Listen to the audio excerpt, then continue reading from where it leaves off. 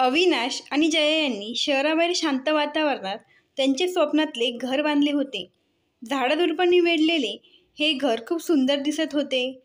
अविनाश आणि जया यांना एक ऋतुजा नावाची मुलगी आणि एक यश नावाचा मुलगा असे 2 मुलं होती.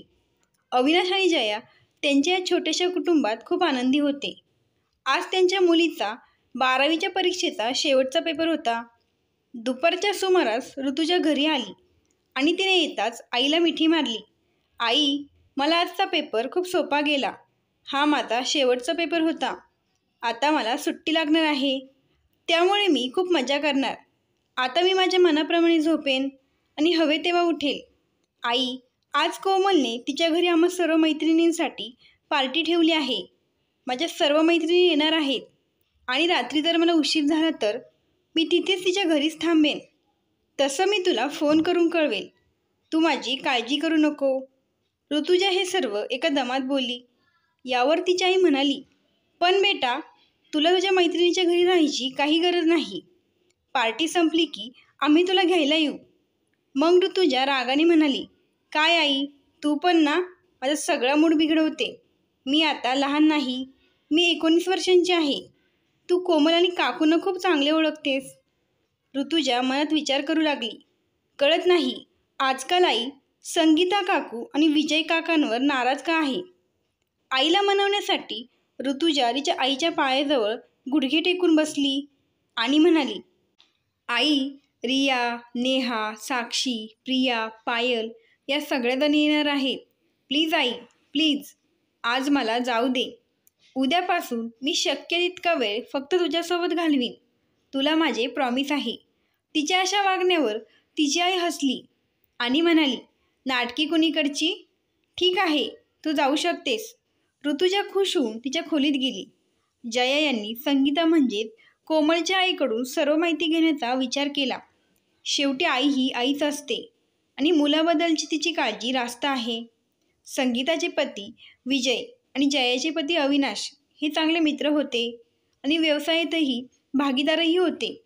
ते खूप वर्षापासून एका मोठ्या नामांकित कंपनीचे बिझनेस पार्टनर होते. त्यांचे एकमेकांशी खूप चांगले संबंधही होते. पण गेल्या काही दिवसांपासून जया यांना काहीतरी खटकत होते. त्यांनी याबाबत आपले पती अविनाशला आपली शंका सांगितली.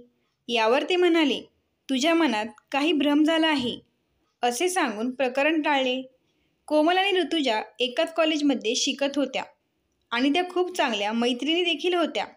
दोघींनीही नुकतीच 12वीची परीक्षा दिली होती. जया संगीताला फोन करणार होत्या, तेवढ्याच संगीता यांचाच त्यांना फोन आला आणि त्यांनी आपल्या घरी आयोजित केलेल्या मुलींच्या पार्टीबद्दल सांगितले. त्या म्हणाल्या की मी ड्रायव्हरला ऋतुजाला घ्यायला पाठवते. तेव्हा जया म्हणाल्या, मी स्वतः ऋतुजाला सोडवायला येईल, पण ड्रायव्हर ऋतुजाला घ्यायला येईल, असा संगीताने हट्ट लावून ठेवला. अविनाश व्यवसायानिमित्त आठवडाभरासाठी सिंगापूरला गेले होते. जया यांचे शिक्षण चांगले झाले होते. त्या देखील एका मोठ्या व्यावसायिकाच्या घरातून होत्या. अविनाशला नेहमी कंपनीच्या कामात त्या मदत करायच्या. आज त्या हॉलमध्ये बसून लॅपटॉपवर कंपनीचे इनव्हॉइस पेपर चेक करत होत्या. कुठेतरी त्यांना वाटत होते की कंपनीच्या पैशात कुणीतरी घोटाळा करत आहे. तेवढ्यात जया यांना फोन आला. तिकडून अविनाशने रात्री 8 वाजता फ्लाईटने येत असल्याचे जया यांना फोनवर सांगितले. हे ऐकून जया खुश झाल्या. त्यांनी स्वतः एअरपोर्टवर जाऊन अविनाशला सरप्राईज देण्याचा विचार केला. संध्याकाळी 5 वाजता संगीता यांचा ड्रायव्हर ऋतुजाला घ्यायला आला. ऋतुजा निघाल्याबरोबर जयासुद्धा पटकन तयार होऊन निघू लागल्या. यश ट्युशनवरून आल्यावर जया घरातून निघाल्या होत्या आणि आईला तयार होऊन कुठेतरी जाताना पाहून तोही जाण्याचा हट्ट करू लागला. आत्ताच त्याने ऋतुजाला जाताना पाहिलं होतं. जया यशला रागवले की, यश बेटा, परवापासून तुझी परीक्षा आहे, त्यामुळे तू अभ्यास कर. मी कामानिमित्त बाहेर जात आहे. यश 8वी शिकत होता आणि त्याची वार्षिक परीक्षा सुरू होणार होती. यश रागाने त्याच्या खोलीत जाऊ लागला. जया यांना यशचा निराश चेहरा पाहून वाईट वाटले. त्यामुळे त्यांनी यशलाही त्यांच्यासोबत घेतले आणि त्या स्वतः कार ड्राईव्ह करत एअरपोर्टवर पोहोचल्या. एअरपोर्टवर गेल्यावर जया आणि यशला पाहून अविनाश खूप खुश झाले. अविनाश यांनी आपली पत्नी जयाला विचारले, माझी लाडकी ऋतुजा कुठे आहे? तुमच्या लाडक्या मुलीच्या परीक्षा संपल्या आहेत, त्यामुळे ती आज कोमलच्या घरी पार्टीसाठी गेली आहे. त्यानंतर तिघेही बाहेरच जेवण करून घराकडे निघाले. पण असं म्हणतात ना, आपल्या आनंदाला कधी कधी दुसऱ्यांची नजर लागते. अविनाश आणि जया यांच्यासोबतही तसेच घडले. पुढे एक संकट त्यांची वाट पाहत होते.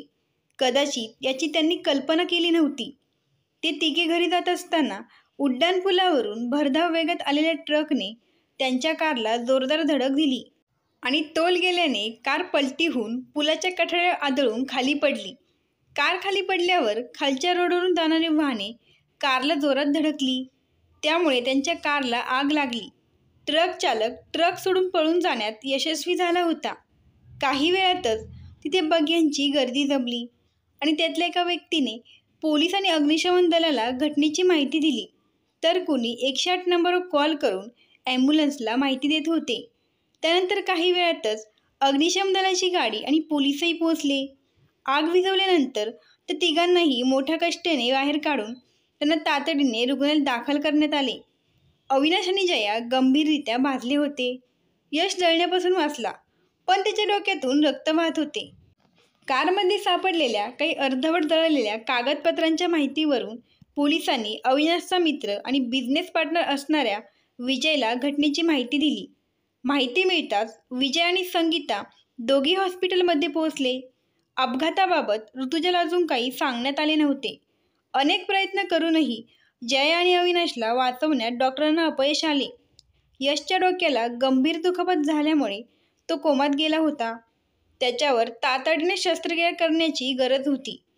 तर दुसरीकडे या सगळ्या परिस्थितीपासून अनभिज्ञ असलेली ऋतुजा तिच्या मैत्रिणीसोबत पार्टी एन्जॉय करत होती. संगीताचे चुलत भाऊ श्रीधर, जे इंदोरहून आले होते, तेही त्या पार्टीत उपस्थित होते. हुशार, उंच आणि रंगाने गोरेबर असलेले संयमी श्रीधर राठोड ऋतुजाकडे काळजीपूर्वक बघत होते. ऋतुजा त्यांच्याबद्दल मनात विचार करत होती. तिला श्रीधर राठोड यांचा स्वभाव जरा घमंडी वाटत होता. पण मला यांच्याशी काय करायचंय असा विचार करत ऋतुजाने त्यांच्याकडे एक कटाक्ष टाकला. मग ती तिच्या मैत्रिणीमध्ये हरवून गेली. पण एक वाईट बातमी ऋतुजाची वाट पाहत होती. काळाला काय मान्य आहे हेच कळत नव्हतं. आईवडिलांच्या अपघाताची आणि मृत्यूची बातमी ऐकल्यावर ऋतुजाच्या आनंदाचं दुःखात रूपांतर झालं. ही बातमी ऐकून ऋतुजा तर सुन्न झाली होती. रडून रडून तिची अवस्था वाईट झाली होती. तिचे हसते खेळते कुटुंब एका क्षणात उद्ध्वस्त झाले होते. तिने स्वप्नातही विचार केला नव्हता की असा दिवस कधी तिच्या आयुष्यात येईल. तिचा लहान भाऊ यशसुद्धा ICU वॉर्डमध्ये होता. तिला काय करावे समजत नव्हते. आईचा मृतदेह पाहिल्यावर तिच्या किंचाळीने संपूर्ण हॉस्पिटल हादरले होते. ज्यांचा त्यांच्याशी संबंधही नव्हता त्यांच्याही डोळ्यातून अश्रू येत होते. अविनाश यांना आईवडील नव्हते. त्यांचा एक मोठा भाऊ गावी राहत होता. त्यांना कळविण्यात आले होते. ते रात्री उशिरा पोहोचले. ऋतुजाचे मामा त्यांच्या कुटुंबासह परदेशात राहत होते. त्यांना फोन करून माहिती देण्यात आली, पण त्यांनी फोनवरच सर्व औपचारिकता पूर्ण केल्या. अविनाशने काही दिवसांपूर्वी हे घर विकत घेतले होते. अविनाश आणि जया यांच्या स्वप्नातले हे एक मोठे अलिशान रो हाऊस होते. किती हौसेने त्या दोघांनी त्या घराची सजावट केली होती. जेव्हा ते रो हाऊस घेतले होते तेव्हा अविनाशचा मोठा भाऊ आणि वहिनी त्यांचे नवीन घर बघायला आले होते. घर बघून त्या दोघांचा चेहरा उतरला होता. अविनाशचा भाऊ अविनाशांना म्हणाला, या घरावर इतके पैसे उधळण्याची काय गरज होती? जर तुम्हाला पैसे दिले असते तर मी गावात 2 घरे बांधली असती. तेव्हा ऋतुजाला तिच्या काकांचे असे बोलणे ऐकून खूप राग आला होता. ऋतुजाच्या डोळ्यातील अश्रू थांबायचे नाव घेत नव्हते. अंत्यविधी झाल्यानंतर ऋतुजाचे काका काकू शेतीच्या बहाण्याने गावी परतले. ऋतुजाला सोबत न नेण्याच्या बहाण्याने ते म्हणाले, यशला ऋतुजाची गरज आहे. आम्ही अधूनमधून येतच राहू, कारण गावाकडे मोठे हॉस्पिटल नाहीत. यश बरं झाल्यावर आम्ही दोघांना गावाकडे घेऊन जाऊ. पण त्यानंतर ते परत कधी आलेच नाही आणि त्यांनी या बहीण भावाला फोन करून कधी विचारले सुद्धा नाही. त्यानंतर काही दिवसाने विजय आणि संगीताने त्यांच्या घराचा ताबा घेतला आणि ऋतुजाला असे सांगितले की तुझ्या वडिलांनी पूर्ण हप्ते भरले नव्हते, म्हणून त्यांनी पूर्ण रक्कम भरली आणि घर त्यांच्या नावावर केले. पण कोमलच्या सांगण्यावरून त्यांनी ऋतुजाला त्याच घरात एका खोलीत राहायला जागा दिली. काही दिवस त्यांनी ऋतुजाकडे लक्ष दिले, पण हळूहळू त्यांचा तिच्यासोबत वागण्याचा दृष्टिकोन बदलू लागला. हे जग इतकं स्वार्थी आहे की इथं आपलं कोणीच नाही, आज हे ऋतुजाला कळलं होतं. तिला तिच्याच घरात एखाद्या मोलकरणीप्रमाणे वागवलं जाऊ लागलं होतं आणि यशच्या प्रकृतीत काहीच सुधारणा होत नव्हती. डॉक्टरांनी ऋतुजाला सांगितले होते की यशचे एक मोठे ऑपरेशन करावे लागेल, ज्यासाठी लाखो रुपयांची गरज होती. ऋतुजाने गावाकडे फोन करून यशच्या ऑपरेशनसाठी तिच्या काकांना पैशांची मदत मागितली, तर तिच्या काकांनी पैसे देण्यास साफ नकार दिला होता. तेव्हा तिला खूप वाईट वाटले. मग तिने तिच्या मामांना विनंती केली, तेव्हा त्यांनी तिच्या खात्यात काही पैसे टाकले. ते पैसे थोडे दिवस यशच्या औषध खर्चासाठी कामी आले. त्यानंतर तिने तिच्या मामांना विनंती केली की यशला अमेरिकेत घेऊन चला आणि तिथे त्याच्यावर उपचार करा, पण तिच्या मामांनी यापेक्षा जास्त मदत करण्यास नकार दिला. आता ऋतुजाला प्रश्न पडला होता की ती एवढे पैसे कुठून आणणार. 19 वर्षांची मुलगी, जिचे शिक्षणही पूर्ण झाले नव्हते, ती भावाच्या उपचारासाठी लाखो रुपये कसे जमवणार. जया आणि अविनाश यांचे निधन होऊन जवळपास 1.5 महिना उलटून गेला होता. यश अजूनही कोमात होता. डॉक्टरच पैशांची मागणी करत होते आणि पैसे जमा न केल्यास यशला रुग्णालयातून काढून टाकण्याची धमकी देत होते. संगीता आणि विजयचा दृष्टिकोन बदलला होता. ऋतुजाने त्यांच्याकडे पैशांची मदत मागितल्यावर ते दोघे म्हणाले, आम्ही तुझ्या भावाच्या उपचारासाठी जर पैसे दिले तर ते पैसे आम्हाला परत कोण देणार.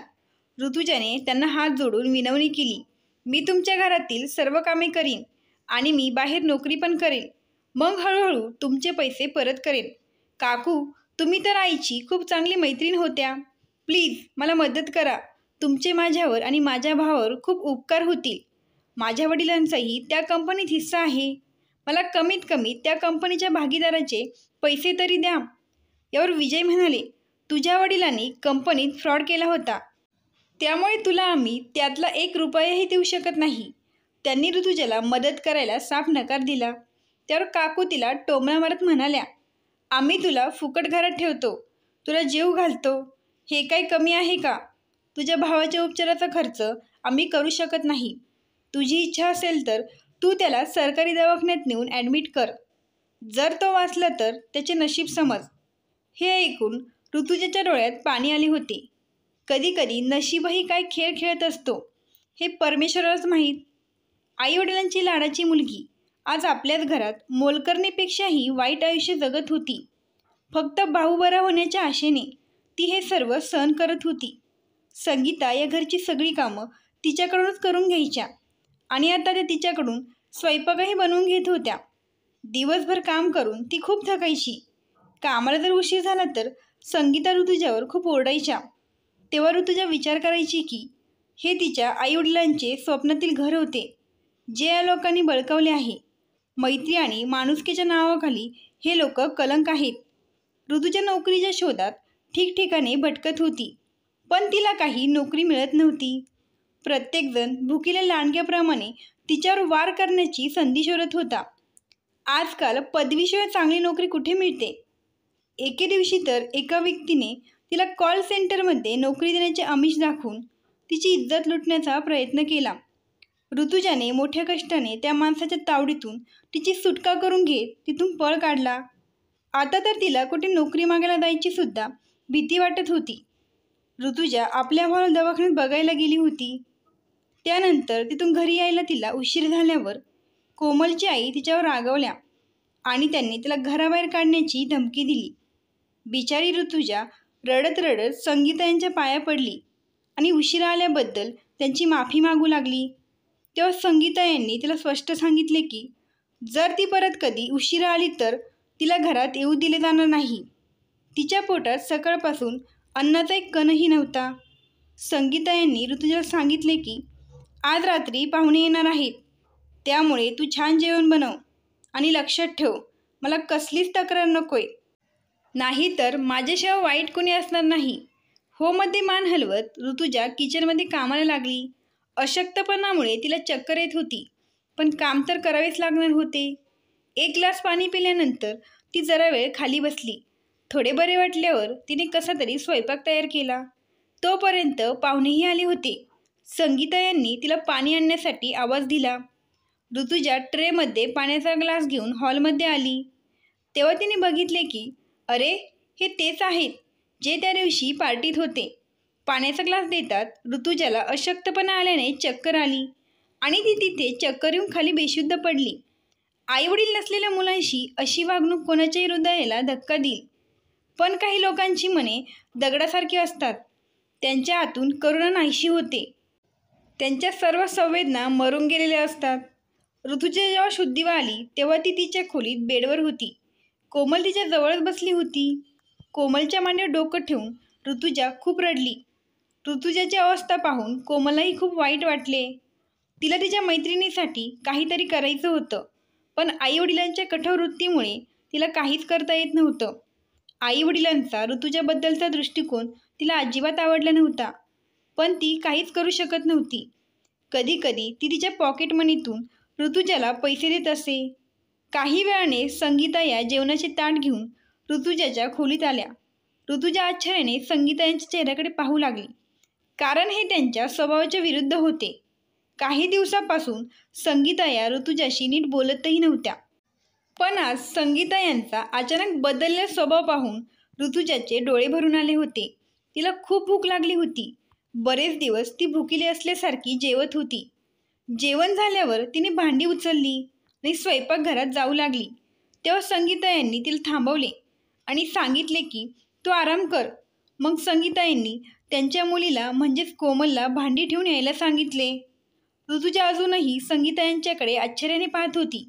कोमल निघून जाताच संगीता ऋतुजाला म्हणाल्या, हे बघ ऋतुजा, यशच्या उपचारासाठी तुला पैशांची खूप गरज आहे, हे मला माहीत आहे. पण आम्ही इतके पैसे कुठून आणणार? तुझ्या वडिलांनी कंपनीवर आणि घरावर खूप कर्ज करून ठेवले होते. कर्ज ते फेडू शकले नाही. मग आम्ही त्यांचे कर्ज फेडले. यामुळे आम्ही तुला मदत करू शकत नाही. आम्हाला तुमच्या दोघांचीही काळजी वाटते. पण त्यापुढे थोडं थांबून म्हणाल्या, तुम्ही शांततेत जगू शकाल असा एक उपाय आहे, जेणेकरून तुझ्या भावाच्या उपचारासाठी पैसे उभे करू शकतेस. यावर ऋतुजा म्हणाली, काकू, माझ्या भावासाठी मला जे काही करता येईल ते मी सर्व करेल. त्याच्या उपचारासाठी मी काहीही करू शकते. संगीता ऋतुजाच्या चेहऱ्याकडे पाहत हळू आवाजात म्हणाल्या, हा माझा चुलत भाऊ श्रीधर राठोड आहे. हा इंदोरला राहतो. तुला त्याच्यासोबत तिकडे जावे लागेल. तो तुझ्या भावाच्या उपचारासाठी लागणारा सर्व खर्च करायला तयार आहे. ऋतुजाने संशयित नजरेने संगीता यांच्याकडे पाहत विचारले, काकू, यासाठी मला काय करावे लागेल? या अवस्थेत मी यशला एकटे कसे सोडू शकते? त्याची इथे काळजी कोण घेणार? संगीता काकू म्हणाल्या, तू काळजी करू नको. आता यशची सर्व जबाबदारी माझी आहे. मी तुला वेळोवेळी त्याच्या तब्येतीची माहिती देत राहीन. तुला फक्त श्रीधरच्या घरी श्रीधर जे काही काम सांगेल ते मन लावून करावे लागेल. फक्त एवढी छोटीशी बाब आहे. ऋतुजा संकोचन म्हणाली, पण काकू, मला काय काम करायचे आहे? त्यामुळे ते काका मला इतके पैसे देतील की मला माझ्या भावावर उपचार करता येईल. यावर संगीता म्हणाल्या, काही विशेष नाही. फक्त माझ्या चुलतीची म्हणजे श्रीधरच्या आईची 24 तास काळजी घ्यावी लागेल. तुझी तिथे जेवणाची आणि राहण्याची सोयही केली जाईल. तुला तिथे काही त्रास होणार नाही. ऋतुजा गोंधळून गेली होती. ती विचार करू लागली की संगीता आंटीला अचानक माझ्यावर दया कशी आली? त्यांचा यात काय स्वार्थ आहे? असे ऋतुजाच्या मनात अनेक प्रश्न निर्माण होत होते. तिला गोंधळलेली पाहून संगीता म्हणाल्या, काळजी करण्यासारखे काही नाही. माझा भाऊ खूप श्रीमंत, सरळ आणि सभ्य आहे आणि तो विवाहित आहे. तो त्याच्या पत्नीसोबत खूप आनंदी आहे. त्याने मला एकदा सांगितले होते की त्याला त्याच्या आईची काळजी घेण्यासाठी एका मुलीची गरज आहे. त्यामुळे मला तुझा विचार आला. तुलाही यशच्या उपचारासाठी पैशांची गरज आहे. जेव्हा मी श्रीधरला तुझी समस्या सांगितली तेव्हा त्याने होकार दिला. ऋतुजाच्या एका बाजूला विहीर तर दुसऱ्या बाजूला खड्डा होता. तिला तिच्या भावाला या अवस्थेत एकटे सोडावेसे वाटत नव्हते. परंतु मला माझ्या भावासाठी जावे लागेल. स्वतःशीच बडबड करून शेवटी मन बळकट करून ती इंदोरला जायला तयार झाली. तिला आपल्या भावाची काळजी वाटत असल्याचे पाहून संगीता काकू तिला धीर देत म्हणाल्या, यश सध्या प्रवास करण्याच्या स्थितीत नाही. जेव्हा त्याची प्रकृती सुधारेल तेव्हा तुला मी कॉल करेल. यावेळी श्रीधर काका तिला एक चांगले व्यक्ती वाटत होते. त्यावेळेस तिला ते श्रीधर काका संकटात मदत करणाऱ्या देवासारखे वाटत होते. दिल्ली ते इंदोरच्या फ्लाईट दरम्यान ती श्रीधर काकांशी बोलण्याचा विचार करत राहिली, पण ते डोळ्यावर काळी पट्टी बांधून सीटवर शांत पडून राहिले आणि संपूर्ण प्रवास शांततेत पूर्ण झाला. एअरपोर्टवर एक कार त्यांना घ्यायला आली होती. त्यानंतर त्यांनी पुढील प्रवास कारमधून चालू केला.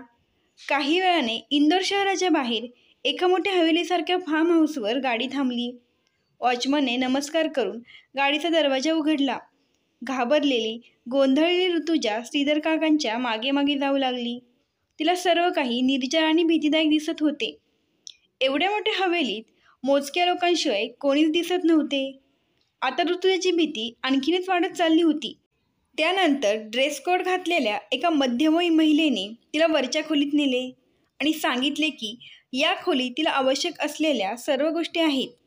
आज आराम कर, उद्या काम समजून सांगितले जाईल. ऋतुजाने त्या महिलेला श्रीधर यांच्याबाबत विचारणा केली असता त्यांनी सांगितले की ते त्यांच्या घरी गेले आहेत. उद्या सकाळी ते पुन्हा येतील. त्या महिलेने सांगितले की ती शेजारच्या खोलीत आहे. घाबरण्याचे काही कारण नाही. नवीन जागा असल्यामुळे ऋतुजा रात्री उशिरा झोपली. नवीन ठिकाणी नवीन चेहरे, विचित्र आणि अकल्पनीय कोडी वाटणारे लोक. तिला सकाळी उशिरा जाग आली तेव्हा तिला खूप विचित्र वाटत होते. अंघोळ केल्यावर थोडं फ्रेश वाटत होतं.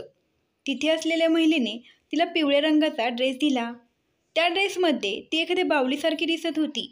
तेवढ्यात तिला समोरून श्रीधर येताना दिसले. ती धावत त्यांच्याकडे गेली आणि विचारले, मावशी कुठे आहेत? मला त्यांची सेवा करायची आहे, कारण इथे माझे तेच काम आहे. मला आजपासूनच त्यांची काळजी घ्यावी लागेल. प्लीज मला माझे काम समजावून सांगा. श्रीधर यांनी गंभीर आवाजात तिला वरच्या खोलीत जायला सांगितले. त्यावेळी तिला श्रीधर यांचे असे वागणे अजिबात आवडले नाही. काही वेळाने श्रीधर वरच्या रूममध्ये आले. त्यांनी ऋतुजाला एक फाईल देऊन ती वाचायला सांगितली आणि ते स्वतः समोरच्या खुर्चीवर बसले. ऋतुजा काळजीपूर्वक फाईल वाचू लागली. ऋतुजा जशी फाईल वाचत राहिली तसा तिच्या चेहऱ्याचा रंग बदलत गेला.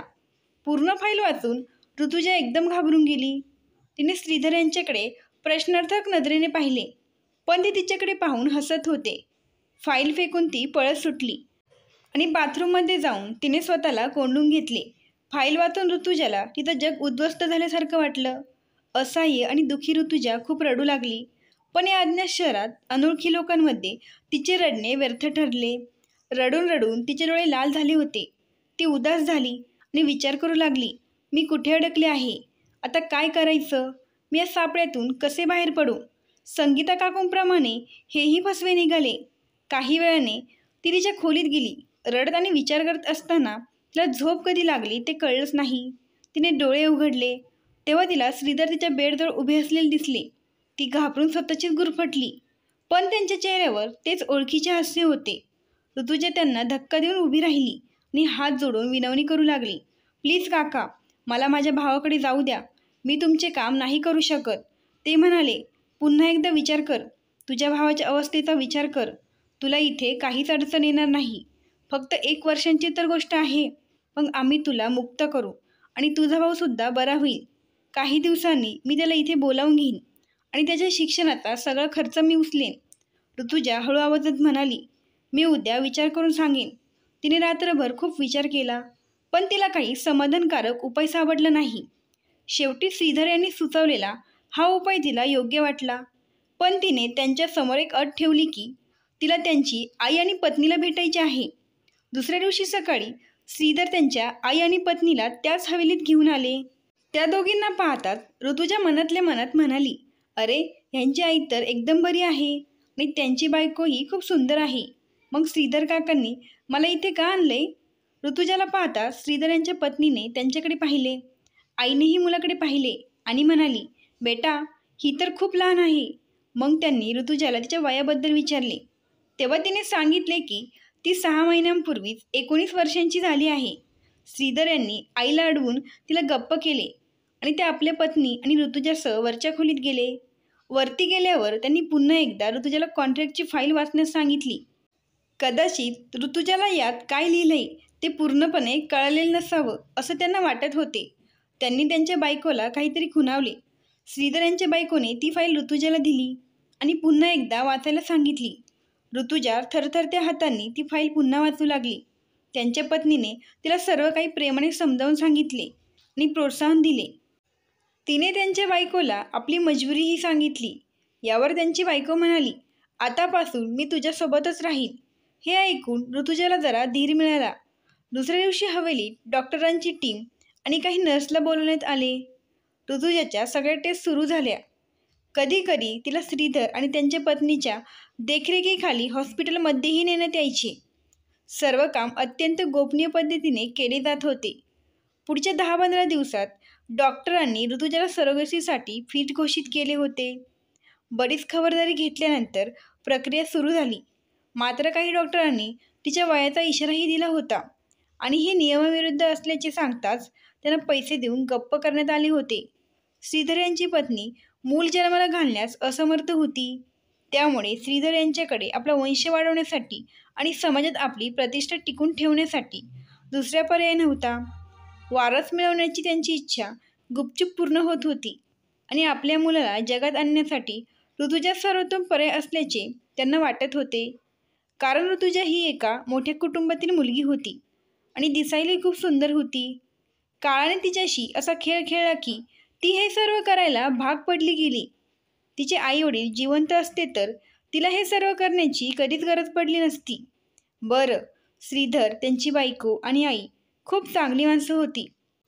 हो, ऋतुजाच्या नजरेत ते चांगले लोक होते. तर विजय आणि संगीता जवळचे असूनही त्यांनी तिची फसवणूक केली होती. वचनानुसार त्यांनी यशला पूर्ण उपचार मिळवून दिले. तो बरा होता त्याला इंदोरला बोलवण्यात आले. दिवस निघून गेले आणि ऋतुजाने एका सुंदर मुलाला जन्म दिला. यशला इंदोरच्या एका चांगल्या बोर्डिंग स्कूलमध्ये प्रवेश मिळाला होता. तो स्वतःच्या पायावर उभा होईपर्यंत त्याच्या शिक्षणाची आणि खर्चाची संपूर्ण जबाबदारी श्रीधरच्या कुटुंबाने उचलली होती. ऋतुजालाही त्यांनी त्यांच्या हिरे व्यवसायात कामावर ठेवले. त्यासोबतच त्याचे पुढील शिक्षणही त्यांनी सुरू केले. ऋतुजाने जन्म दिलेल्या मुलाचे नाव विश्वजित ठेवण्यात आले. एवढे मोठे नाव ऐकून ऋतुजाला हसायला यायचे. ऋतुजा त्याला प्रेमाने विशू म्हणायची. पण त्याला खाऊ घालणे, दूध पाजणे आणि त्याची काळजी घेणे याशिवाय ऋतुजाचा त्याच्यावर अधिकार नव्हता. अधिकारही का असेल, ती त्याची फक्त एक सरोगेट मदर होती. सरोगेट म्हणजे गर्भ देणारी आई आणि तीही अविवाहित आई. काळ बदलला आणि नियतीने ऋतुजाची दार ठोठावले. श्रीधर यांचा लहान भाऊ अजय राठोड अमेरिकेत त्याचे शिक्षण कंप्लीट करून आपल्या घरी परतला होता. अजयने जेव्हा आपल्या घरात ऋतुजाला पाहिले तेव्हा त्याला ती बघताक्षणी आवडली होती. त्याने तिच्याकडे दुर्लक्ष केले कारण त्याला माहीत होतं की आपला हिरे व्यवसाय आहे आणि अनेकदा आपल्या कंपनीचे एम्प्लॉय घरी येत राहतात. ऋतुजा त्यांच्या कंपनीची एम्प्लॉय होती. त्याला त्याच्या आईची लहानपणापासूनच शिकवण अशी होती की आपल्या कंपनीचे एम्प्लॉय आपल्या घरी आले की आपण त्यांचा आदर करायचा, कारण त्यांच्यामुळेच आपली कंपनी उभी असते. अशा सुसंस्कृत स्वभावामुळे अजयने ऋतुजाबद्दलचे विचार आपल्या मनातून काढून टाकले. पण 8 दिवसानंतर त्याला संपूर्ण प्रकरण कळले होते. श्रीधर यांच्या पत्नीला समजले होते की अजयला ऋतुजा आवडली आहे, पण अजयने तिला आपल्या कंपनीची एम्प्लॉय समजून त्याने तिच्याबद्दलचे विचार आपल्या मनातून काढून टाकले होते. श्रीधर यांच्या पत्नीने ही गोष्ट श्रीधर यांना सांगितली तेव्हा त्यांनाही आनंद झाला. त्यांनी हे काम आपल्या पत्नीवर सोपवले. ऋतुजालाही हे घर आवडले होते आणि अजयलाही ऋतुजा आवडली होती. श्रीधर यांनी आपला धाकटा भाऊ अजय याच्याशी ऋतुजाचे कमी लोकांच्या उपस्थितीत लग्न लावून दिले आणि अशा प्रकारे ऋतुजा राजघराण्यात सामील झाली. पण दुसऱ्या दिवशी न्यूजपेपरला बातमी छापून आली की प्रसिद्ध हिरे व्यापारी असलेल्या श्रीधर राठोड यांच्या भावाने आपल्या कंपनीच्या एम्प्लॉईशी लग्न केले. कारण हा विवाह फार कमी लोकांच्या उपस्थितीत पार पडला होता. श्रीधर यांनी पत्रकार माध्यमांशी बोलताना सांगितले की ऋतुजा आणि अजय एकमेकांच्या प्रेमात होते. ती आमच्या कंपनीची एम्प्लॉय नसून एक भागीदार आहे. दुसऱ्या दिवशी श्रीधर यांनी ऋतुजाला आपल्या हिरे व्यवसायात भागीदार बनवले. बघता बघता ऋतुजा आणि अजयच्या लग्नाला 6 वर्षे झाली. लग्नाच्या 4 वर्षानंतर ऋतुजाला पुत्ररत्न प्राप्त झाला आणि त्याचे नाव ऋषभ ठेवण्यात आले. त्याला सर्वजण प्रेमाने ऋषू म्हणतात. दोन्ही मुलांमध्ये अपार प्रेम होते. विश्वजितलाही ऋतुजाबद्दल विशेष जिव्हाळा होता. तिचा भाऊ यशला ही गोष्ट माहीत नव्हती. एके दिवशी अजय TV बघत असताना त्याला एक बातमी दिसली आणि त्याने ऋतुजाला खूप जोरात हाक मारली. ऋतुजा, पटकन ये, TV वर बघ काय दाखवत आहेत. ते ऐकून ऋतुजा धावत आली आणि डोळे विस्फारून टी व्हीवरच्या बातम्या पाहू लागली. संगीता आणि विजय पोलिसांच्या ताब्यात असल्याचे तिने बातम्यांमध्ये पाहिले. तिथे माध्यमांची गर्दी झाली होती. माईकवर शर्मा अंकल बोलत होते. हो, हे तर शर्मा अंकल आहेत. ते काय बोलत आहे? हे खरे आहे का? ऋतुजा स्वतःशीच बोलू लागली. शर्मा अंकल तिच्या वडिलांच्या कंपनीत मॅनेजर होते. त्यांना विजय काकांनी कंपनीच्या पैशाच्या घोटाळ्याच्या प्रकरणात तुरुंगात पाठवले होते. खरं तर विजयने केलेला घोटाळा त्यांना समजला होता, पण विजयने त्यांच्यावर सर्व आरोप लावले आणि शर्मा अंकल यांना तुरुंगात पाठवले. ते सांगत होते की त्यांच्यासोबत एक ट्रक ड्रायव्हरही तुरुंगात आहे. त्याने पोलिसांपुढे कबूल केले की त्याने विजयच्या सांगण्यावरून अविनाशच्या गाडीला धडक दिली होती, ज्यासाठी त्याला मोठी रक्कम देण्यात आली होती.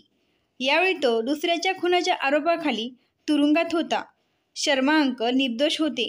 त्यांना या प्रकरणात अडकवले गेले होते, पण पुराव्याअभावी त्यांना तुरुंगात टाकण्यात आले.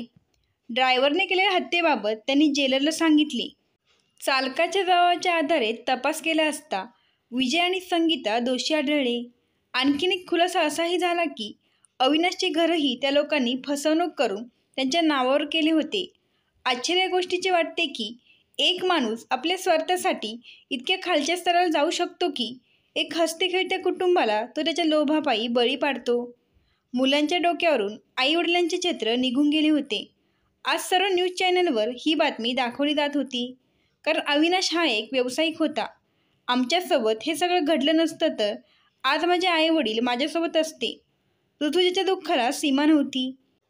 या बातमीने तिच्या जखमांवर पुन्हा ओरखडा उमटला होता. मोठ्या कष्टाने ती तिचा भूतकाळ विसरली आणि आनंदी जीवन जगू लागली. राठोड कुटुंबाने तिला केवळ आश्रय दिला नाही, तर तिचे शिक्षण कंप्लीट करून तिला त्यांच्या हिरे व्यवसायात भागीदार बनण्याची संधीही दिली. टी व्हीवरील न्यूज पाहून ऋतुजा ढसाढसा रडायला लागली. आज तिला खूप रडावेसे वाटत होते. तिला पाहून अजयच्याही डोळ्यात अश्रू आले. दुःखाने आणि रागाने भरलेल्या ऋतुजाने निर्णय घेतला की तिला आजच दिल्लीला जायचे आहे. अजयने लगेच विमानाचे तिकीट बुक केले आणि ते चौघेही दिल्लीला निघाले. तिचा भाऊही त्यांच्यासोबत होता. संपूर्ण प्रवासात ऋतुजा तिच्या भूतकाळाचा विचार करत राहिली. तिला तिच्या भूतकाळातील प्रत्येक दृश्य डोळ्यांसमोर दिसू लागले. आज ती बऱ्याच वर्षांनी आईवडिलांच्या स्वप्नातल्या घरात परतली होती. घरी आल्यावर ऋतुजा जुन्या आठवणींना उजाळा देत रडत होती. ती त्यांच्या फोटोसमोर उभी राहून त्यांच्याशी अशी बोलत होती की जणू ती तिचे ऐकत आहे. होय, कदाचित ते दोघेही तिचे ऐकत होते आणि तिला आशीर्वाद देत होते. आज त्यांच्या मनाला शांती मिळाली होती. आता अनाथ बहीण भावाच्या आयुष्यातून संकटाचे ढग दूर झाले होते. बहीण भाऊ दोघेही एकमेकांना मिठी मारून खूप रडले. त्यांनी घराच्या आणि कंपनीच्या चाव्या यशकडे सुपूर्द केल्या. ऋतुजा जड पावलांनी आणि ओल्या डोळ्यांनी तिच्या आईवडिलांच्या फोटोसमोर नतमस्तक झाली आणि पतीसह पुन्हा इंदोरला परत गेली. विजय आणि संगीताने जी वेळ यश आणि ऋतुजावर आणली होती, तीच वेळ आता त्यांच्या मुलीवर आली होती. मित्रांनो, ही कथा आवडल्यास लगेच सबस्क्राईब करा. धन्यवाद. आभारी आहोत.